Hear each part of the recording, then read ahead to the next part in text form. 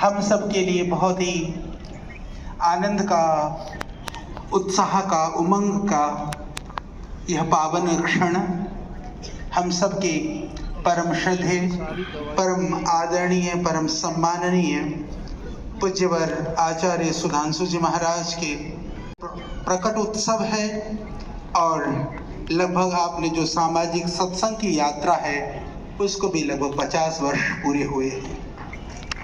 उस उत्सव को मनाने के लिए हम यहाँ पर उपस्थित हैं और आप सबके चेहरे पर उस प्रसन्नता को, उस आनंद को हम अनुभव कर पा रहे हैं। पूज्य आचार्य जी ने जिन गुरुकुलीय परंपरा, सनातन संस्कृति, वैभव और गौरव को प्रतिष्ठापना करने के संकल्प के साथ बहुत ही निष्ठा के साथ, श्रद्धा के साथ, भक्ति के साथ, समर्पण के साथ, तप के साथ, पुरुषार्थ के साथ इस यात्रा को प्रारंभ करके आज यह यात्रा विश्व जागृति मिशन के माध्यम से जन यात्रा, विश्व यात्रा, यह यात्रा बन चुकी है।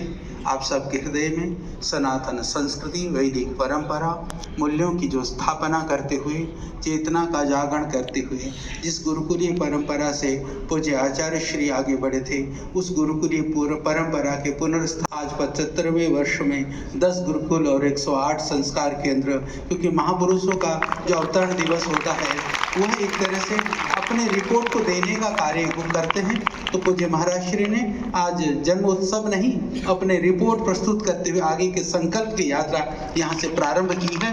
तो हम सब की यहाँ पर इस मंच पर हमारे बहुत ही आदरणीय, हमारे सम्माननीय, और मैं अभी सोच रहा था सच में पूज्य माता पिता जी ने जब राजनाथ नाम रखा होगा, आप राजनाथ, राज में शुचिता के प्रतीक हैं, तो आप प्रजा के भी नाथ हैं। देश की रक्षा की, देश की संस्कृति की, देश की परंपरा की, एक तरह से राजनैतिक क्षेत्र में भी अजात शत्रु के रूप में और दुष्टों के लिए एक पराक्रमी, यशस्वी सेना नायक के रूप में आप हमारे मध्य में हैं। आपको भी मैं हृदय से नमन।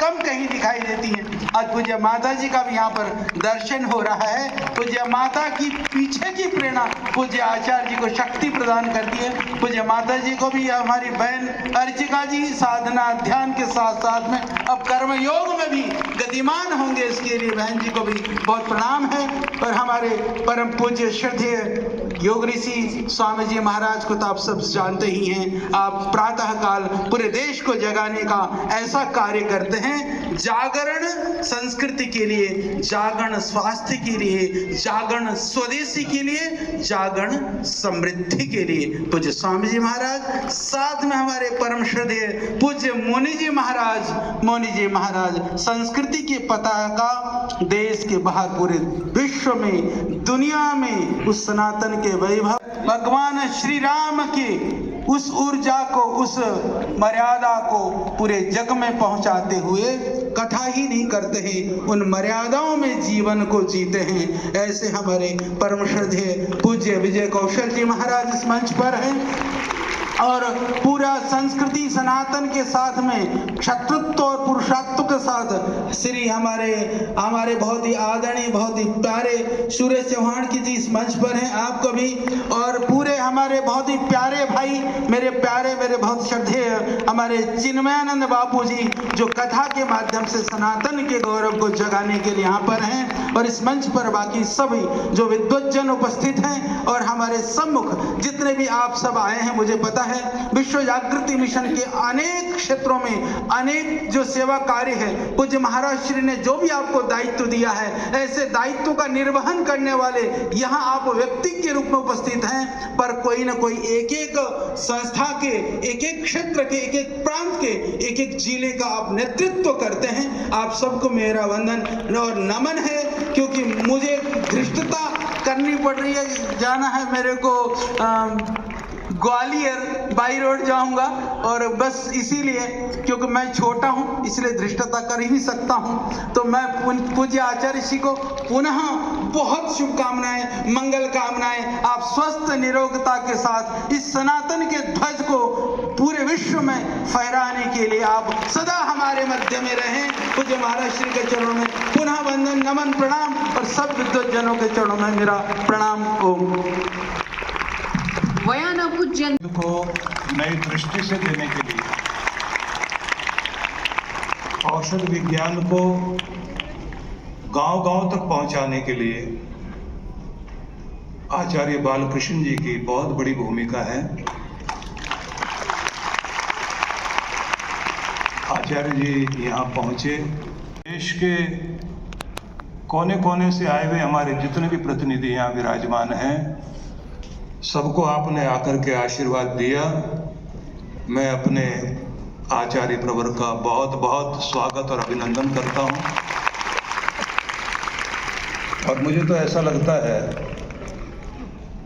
कि हमारे योग ऋषि और औषध ऋषि ये दो नहीं हैं, एक शक्ति है, एक राम है, एक बालकृष्ण है। दोनों का ही बहुत बहुत अभिनंदन। आचार्य जी को अभी जाना है, इसलिए प्रारंभ हमने उनसे कर लिया और बहुत बहुत अभिनंदन आपका। महाराष्ट्र में कहते हैं जाके आता हूँ।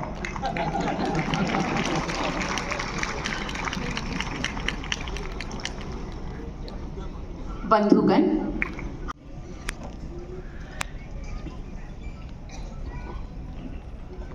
आपदाम अपहर्तारं दातारं सर्वसंपदां लोकाभिरामं श्रीरामं भूयो भूयो नमामि। इस सदन में उपस्थित हमारे पूरे देश के, राष्ट्र के गौरव, जिन पर आज पूरे विश्व की दृष्टि टिकी हुई है, क्योंकि चारों तरफ अशांति उत्पन्न करने वाले लोग हैं। गोपाल दास नीरज ने पंक्तियां लिखी थी कि बदतमीजी कर रहे हैं आज फिर भंवरे चमन में, बदतमीजी कर रहे हैं आज फिर भंवरे चमन में, साथियों आंधी उठाने का जमाना आ गया।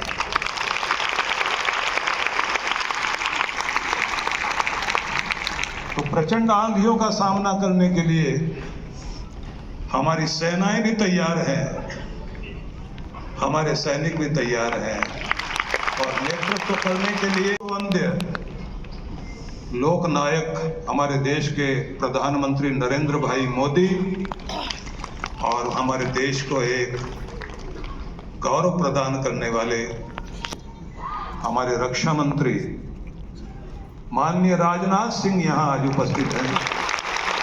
और इस सदन की ओर से हम उनका बहुत बहुत अभिनंदन करते हैं। सकल ध्वनि के साथ ये उमंग ध्वनि, आपका बहुत बहुत अभिनंदन। इस मंच को शोभायमान करने वाले योग ऋषि बाबा रामदेव जी और हम सब के हृदयों में प्रेम का संचार करने वाले हमारे मुनि जी, और हम लोग देख रहे हैं कि राम कथा के माध्यम से धर्म भी सिखाएं, मर्यादा भी सिखाएं, परंपरा भी सिखाएं, देश का संदेश भी दें। ऐसे विजय कौशल जी यहाँ उपस्थित हैं। चेष्टा हम कर लें कि शांति स्थापित हो, विकास हो, उन्नति हो, लेकिन जब जब भी अशांति उत्पन्न करने वाले कारण मौजूद रहेंगे, विकास भी अधूरा रहेगा, समस्याएं उसी तरह से बढ़ती रहेंगी। अनेक अनेक प्रयोग किए जाते हैं। सबसे पहले तो ये जान लीजिए कि अगर कोई देश प्रगति करेगा, प्रदेश प्रगति करेगा, समाज प्रगति करेगा, परिवार प्रगति करेगा, तब जब उसके यहाँ शांति होगी।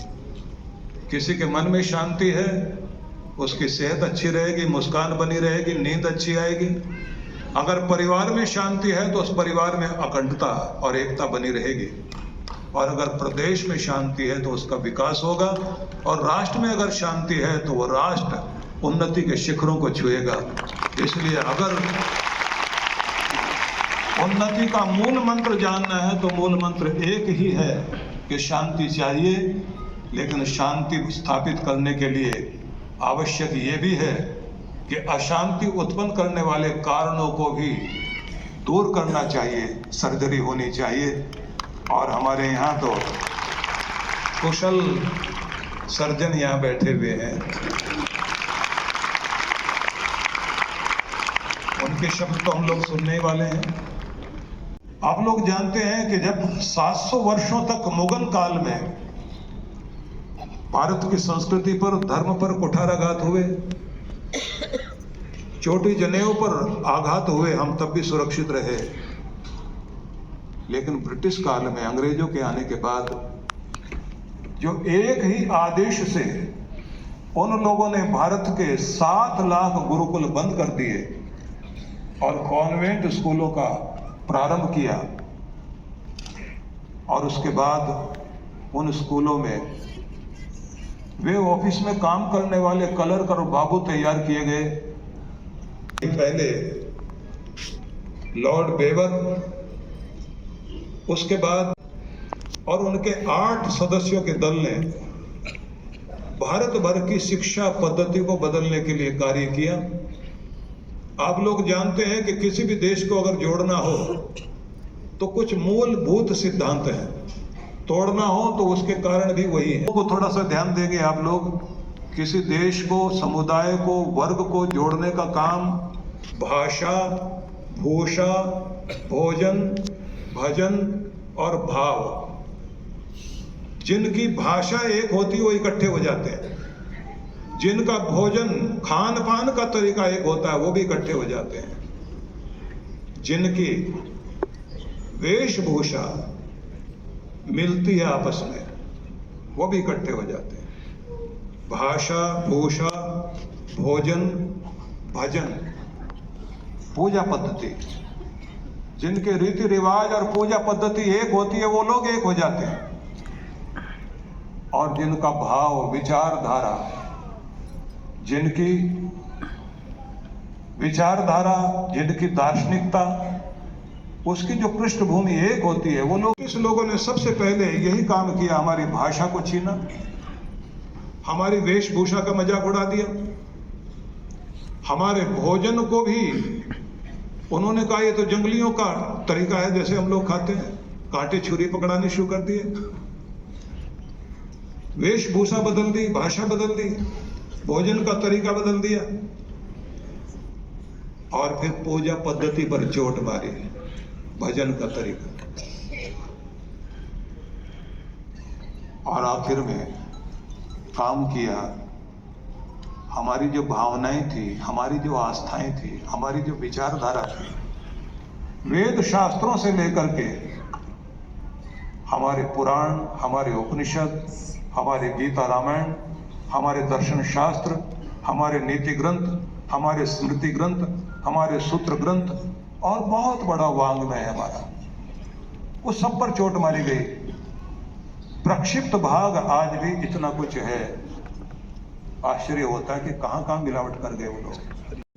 हमारे ग्रंथों की मजाक उड़ाई गई। परिणाम ये हुआ कि हम अपने अवतारी पुरुषों के प्रति भी शंका करने लग गए। रामकृष्ण की संस्कृति में जीने वाले लोग, जिनके यहाँ सवेरे का अभिवादन भी राम राम से शुरू होता है, कृष्ण वंदना से शुरू होता है, उन्हीं पर प्रश्न उठा दिया गया कि राम काल्पनिक है, कृष्ण काल्पनिक है।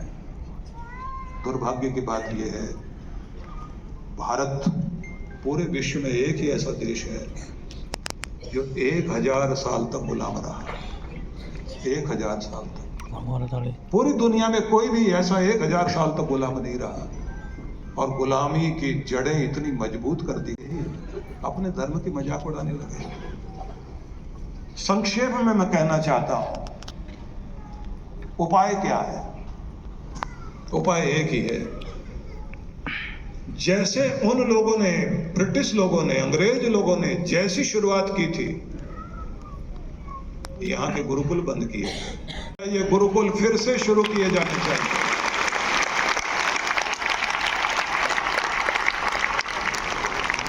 इसलिए कुंभ के अवसर पर पूरे भारतवर्ष के संत समाज के बीच विश्व हिंदू परिषद,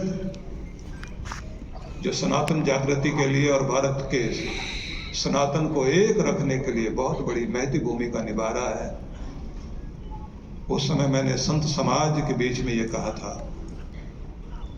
कि उपाय यही है कि गुरुकुल शुरू किए जाएं। और मैंने कहा जितने भी हमारे संत समाज के लोग यहाँ बैठे हुए हैं, मैंने कहा था आपके पास आश्रम है, हर आश्रम के साथ एक गुरुकुल बनाना चाहिए।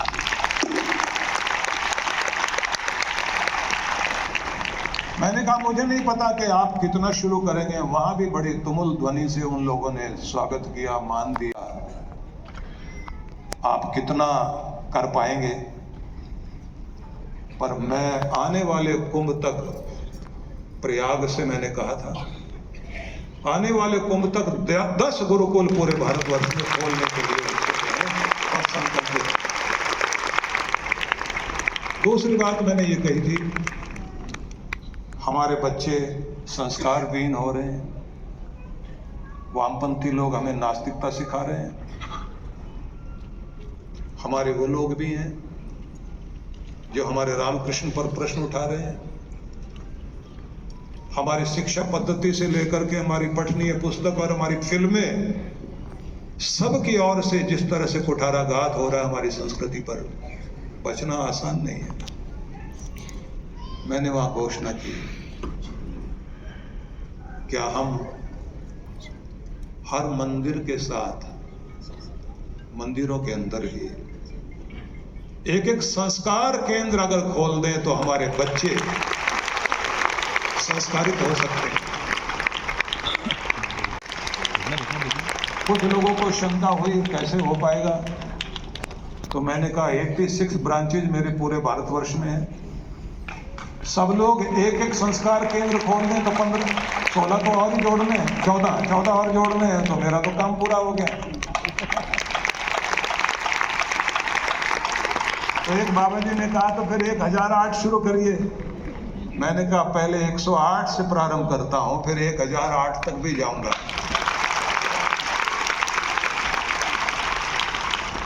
एक महामंडलेश्वर बैठे हुए थे, उन्होंने कहा महाराज इतना बड़ा काम कर रहे हो, पहले बंगाल से शुरू करो ना। तो मैं पहला गुरुकुल ही बंगाल से प्रारंभ करने जा रहा हूं।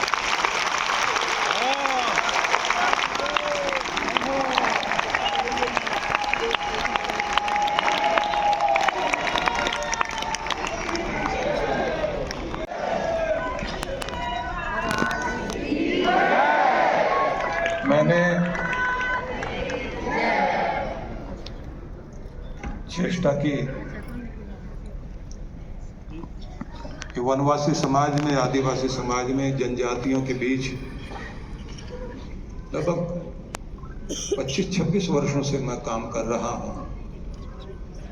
2 स्कूल हमारे वहाँ चल रहे हैं। आज हमारे वनवासी जनजाति समाज के बहुत सारे लोग यहाँ आए हुए, उनके नगाड़े रखे हुए यहाँ, वो अपना प्रदर्शन भी करेंगे बाद में, क्योंकि हमारे माननीय रक्षा मंत्री को जाना है और हम उनके हाथों से, क्योंकि हम लोग जानते हैं महान कार्य महान व्यक्ति के हाथों से होना चाहिए। और हमारे रक्षा मंत्री निर्विवाद व्यक्ति हैं, बड़ा नाप तोल के बोलते हैं। शायद उन्होंने सरदार पटेल को बहुत बारीकी से पढ़ लिया होगा, देख लिया होगा। तो सरदार पटेल बहुत नहीं बोलते थे और उनका काम बहुत। तो आज हम वो शुभारंभ जो गुरुकुल वहां खोलेंगे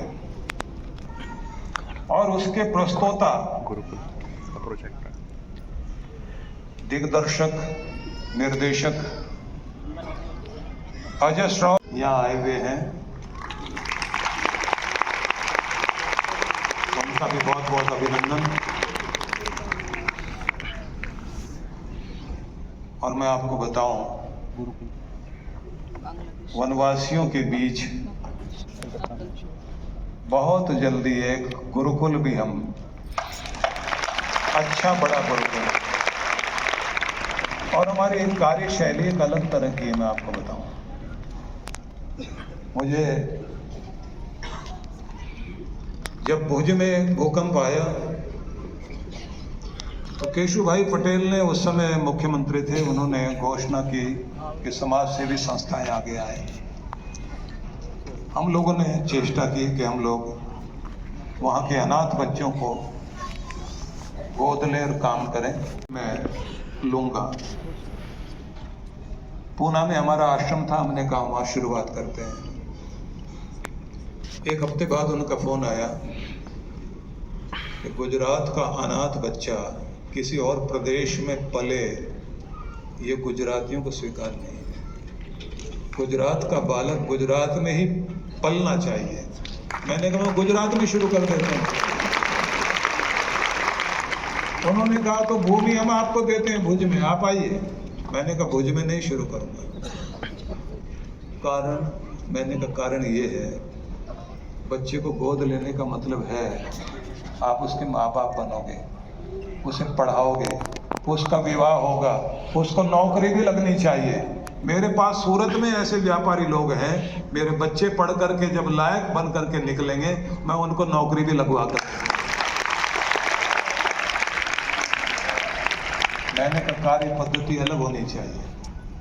हम लोगों ने 1000 बच्चों के लिए, लावारिस बच्चे, आप लोगों को मैं बताऊं कि भारत में लगभग 4.5 करोड़ अनाथ बच्चे हैं और 2 करोड़ के लगभग लावारिस बच्चे हैं।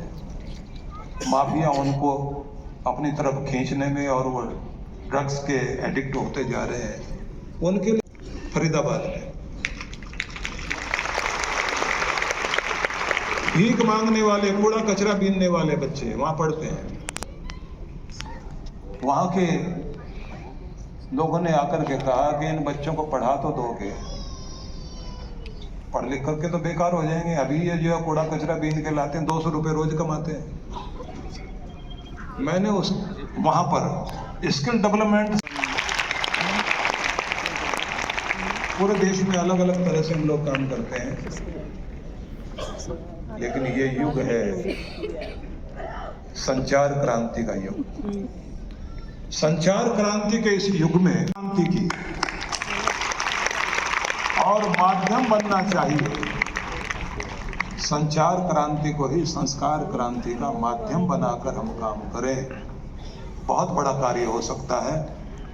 और मुझे इस बात की बहुत प्रसन्नता है कि हमारे पूज्यवर स्वामी रामदेव जी ने, जब हम लोग बैठकर के वार्ता कर रहे थे, कुछ विमर्श चल रहा था, उन्होंने कहा कि इस धारा के लिए मैं भी आपका साथ देने के लिए तैयार हूं। तो मैं उनसे विनोद करते हुए कह रहा था, हम लोग तो छोटी सी धारा है, आप बड़ी धारा है, तो हम भी रामगंगा में शामिल हो जाते हैं। तो उन्होंने कहा कि नहीं, हम सब की गंगा एक ही है, सनातन गंगा, और हम सब उसकी धारा है। तो आज बहुत गौरव का विषय है। सबसे पहले तो हम समस्त सदन की ओर से जोरदार करतल ध्वनि के साथ अपने रक्षा मंत्री माननीय राजनाथ सिंह का अभिनंदन करते हैं। उद्घोषक आगे जैसी घोषणा करेंगे उसके अनुसार, तो मैं चाहूंगा एक बार सभी लोग भारत माता की वंदे मातरम, वंदे मातरम, वंदे मातरम। और आइए अब चलते हैं रक्षा मंत्री माननीय श्री राजनाथ सिंह जी को सादर उद्बोधन के लिए।